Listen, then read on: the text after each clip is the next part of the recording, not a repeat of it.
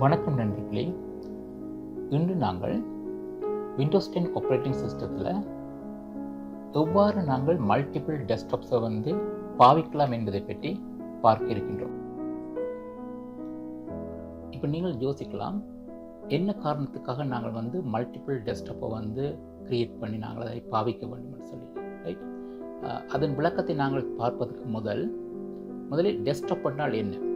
இப்போ சாதாரணமாக, ரைட், அதாவது ஒரு டெஸ்க்கு மேலே இருக்கிற அந்த டாப்பை தான் சொல்கிறது டெஸ்க்டாப்னு சொல்லி, ரைட்? அந்த டெஸ்க்டாப்ன்றது அதே காரணத்துக்காகத்தான் கம்ப்யூட்டர்லையும் நாங்கள் பாவிக்கின்றோம், ரைட்? இப்போ உதாரணமாக இப்போ நீங்கள் இப்போ கம்ப்யூட்டரை விடுங்கள், ரைட்? இப்போ உங்களுக்கு ஒரு எஸ்ஏ தரப்பட்டிருக்கின்றது. அந்த எஸ்ஏ சம்மந்தப்பட்ட நிறைய புத்தகங்களை நீங்கள் எடுத்துக்கொண்டு உங்களுடைய டெஸ்க்டாப்பில் வைத்துக்கொண்டு நீங்கள் அந்த எஸ்ஏயை எழுதுகின்றீர்கள். தேவைப்பட்ட புத்தகத்தை பார்த்து அந்த எஸ்ஏயை எழுதுகின்றீர்கள், ரைட்? அப்போ அந்த எஸ்ஏ எழுதி முடிந்தவுடன் என்ன செய்ய வேண்டும்? அந்த புத்தகங்கள் அவ்வளோத்தையும் அகற்றி அந்த டெஸ்க்டாப்பை கிளியர் பண்ணணும், ரைட்? இதே மாதிரி தான் நீங்கள் கம்ப்யூட்டர் டெஸ்க்டாப்லேயும் செய்தல் வேண்டும், ரைட்? அப்போ ஒரு ப்ராஜெக்ட் செய்யக்குள்ள நீங்கள் அந்த ப்ராஜெக்டோட சம்மந்தப்படுற கண்டென்ட் எல்லாத்தையும் மற்றது அப்ளிகேஷன் எல்லாத்தையும் ஒரு டெஸ்க்டாப்பில் ஓப்பன் பண்ணி வைத்து நீங்கள் வேலை செய்யலாம், ரைட்?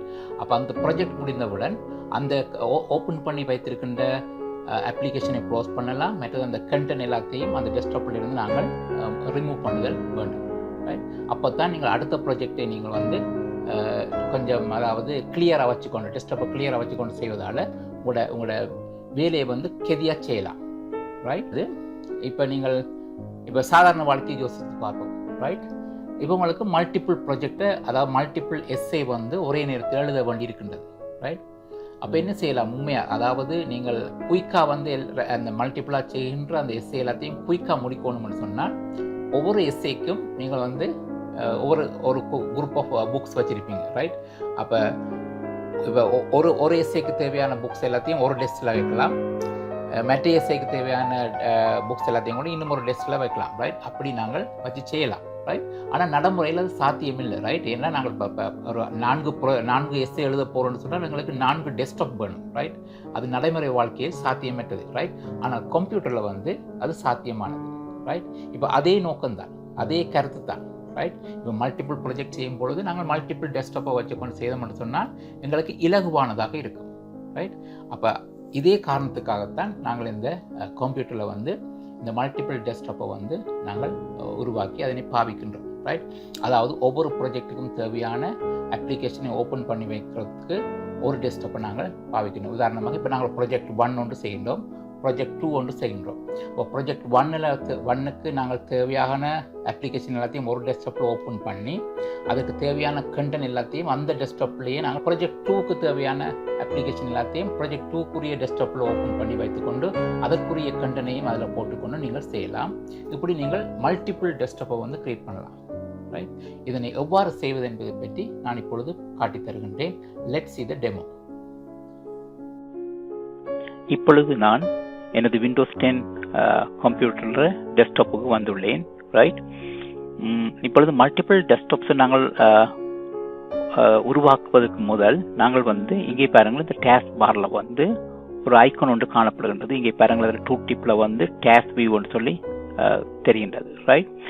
இந்த டேஸ்க் வியூவை நாங்கள் கிளிக் பண்ணுவதன் மூலம்தான் நாங்கள் மல்டிபிள் டெஸ்க்டாப்ஸை கிரியேட் பண்ணலாம், ரைட்? இந்த டேஸ்க் வியூ நீங்கள் இந்த மவுஸால் இதை கிளிக் பண்ணுவதன் மூலம் நீங்கள் ஓப்பன் பண்ணலாம்.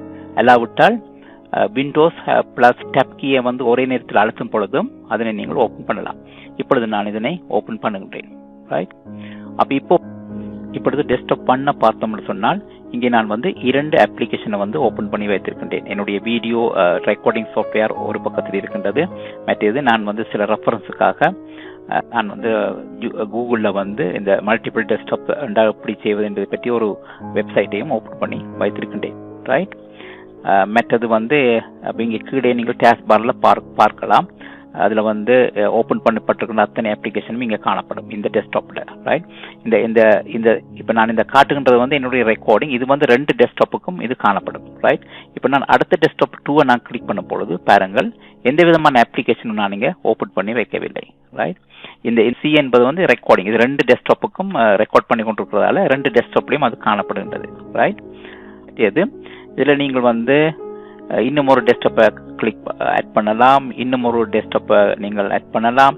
இதற்கு ஒரு லிமிட்டும் எனக்கு தெரியவில்லை, எவ்வளவு லிமிட் இருக்குன்னு சொல்லி எனக்கு சரியாக தெரியவில்லை. ரைட், மற்றது இப்போ இந்த டெஸ்க்டாப்பை நீங்க ரிமூவ் பண்ண வேண்டும் சொன்னால் அது ஒரு cross mark கொண்டு காணப்படும், அதை கிளிக் பண்ணுவதன் மூலம் அதனை நீங்கள் செய்யலாம். ரைட், இப்பொழுது பாருங்கள், இப்போ டெஸ்க்டாப் 2ல வந்து நான் வந்து இப்போ டெஸ்க்டாப் 1ல வந்து நான் ஒரு ப்ரௌசர் ஓப்பன் பண்ணி வைத்திருக்கின்றேன். மற்றது என்னுடைய Camtasia அந்த ரெக்கார்டிங் அப்ளிகேஷனும் ஓப்பன் பண்ணி வைத்திருக்கின்றேன்.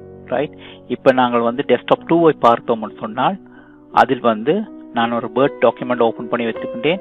மற்றது நான் வந்து ஒரு ப்ரோக்ராமர், அப்போ நான் விஷுவல் ஸ்டுடியோ ஓப்பன் பண்ணி சில ப்ரோக்ராம் வந்து செய்து கொண்டிருக்கின்றேன். ரைட், இப்போ சில நேரத்தில் வந்து நீங்கள் வந்து ஒரு டெஸ்க்டாப்பில் இருக்கிற ஒரு டாக்குமெண்ட் அல்லது ஏதாவது ஒரு கண்டென்ட்டை வந்து நீங்கள் மற்ற டெஸ்க்டாப்புக்கு மாற்றலாம். அதனை எவ்வாறு செய்யலாம் என்பதை இப்போது காட்டுகின்றேன். இப்போ பாருங்கள், இந்த டெஸ்க்டாப் 2ல இருக்கின்ற இந்த டாக்குமெண்ட்டை வந்து நான் வந்து டெஸ்க்டாப் 1க்கு கொண்டு போகலாம். ரைட், அப்போ டெஸ்க்டாப் 1 கிளிக் பண்ணும் பொழுது இப்போ பாருங்கள் 3 அப்ளிகேஷன் ஓப்பன் பண்ணி வைத்திருக்கேன். சரியா, அதாவது browser, Camtasia studio and word document.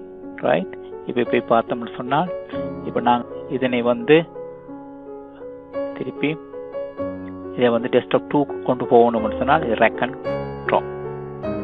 Right,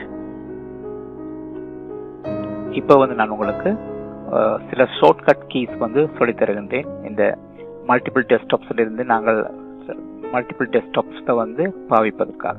right, இப்போ முதலாவது நான் ஆல்ரெடி சொன்ன மாதிரி விண்டோஸ் கீயும் டேப் கீயும் அமர்த்தும் போது டேப் வியூ வந்து ஓப்பன் பண்ணும். ரைட், அதவன் வந்து இப்போ நீங்கள் வந்து இப்போ ஒரு புதிய டெஸ்க்டாப்பை ஓப்பன் பண்ண வேண்டும் என்று சொன்னால் விண்டோஸ் Ctrl D. ரைட், விவரங்கள் இந்த டெஸ்க்டாப் 3 என்ற ஒரு 3வது டெஸ்க்டாப் வந்து உருவாக்கப்பட்டிருக்கிறது. இப்போ நாங்கள் இப்போ இந்த டெஸ்க்டாப்பை க்ளோஸ் பண்ண வேண்டும் என்று சொன்னால் விண்டோஸ் Ctrl F4. ரைட், பாருங்கள் டெஸ்க்டாப் 3 வந்து க்ளோஸ் பண்ணிட்டது. ரைட், நாங்கள் இன்னும் ஒரு இதை கிரியேட் பண்ணுவோம், விண்டோஸ் Ctrl D. ரைட், இப்போ நீங்கள் சில நேரத்தில் மாறி மாறி இந்த டெஸ்க்டாப்புகளுக்கு செல்ல வேண்டி இருக்கும் பொழுது அதுக்கு ஒரு ஷார்ட்கட் இருக்கின்றது, அதாவது லெஃப்ட்டுக்கும் ரைட்டுக்கும் செல்லலாம். ரைட், இப்போ ரைட்னு சொன்னால் நாங்கள் டெஸ்க்டாப் 1ல இருந்து டெஸ்க்டாப் 2 டெஸ்க்டாப் 3க்கு போகலாம், தென் டெஸ்க்டாப் 3 டெஸ்க்டாப் 2 டெஸ்க்டாப் 1க்கு போகலாம். ரைட், இதற்கு பாவிக்கின்ற கீ வந்து கண்ட்ரோல் நாங்கள் நிற்கிறோம், அப்போ ரைட்டுக்கு போவோம். ரைட், திருப்பி ரைட்டுக்கு போகலாம். ரைட், லெஃப்ட்டுக்கு வரோம்னு சொன்னால் விண்டோஸ் Ctrl லெஃப்ட், ரைட்டுக்கு போகிறோம்னு சொன்னால் window Ctrl right. Right, okay. இந்த வீடியோவை பார்த்ததுக்கு மிக்க நன்றி. இந்த வீடியோ உங்களுக்கு பிடித்திருக்கும் என்று நான் நம்புகின்றேன். பிடித்திருந்தால் இதனை உங்கள் நண்பர்களுடன் ஷேர் பண்ணவும். அத்துடன் மறக்காமல் என்னுடைய சேனலினை சப்ஸ்கிரைப் பண்ணவும். நன்றி, வணக்கம்.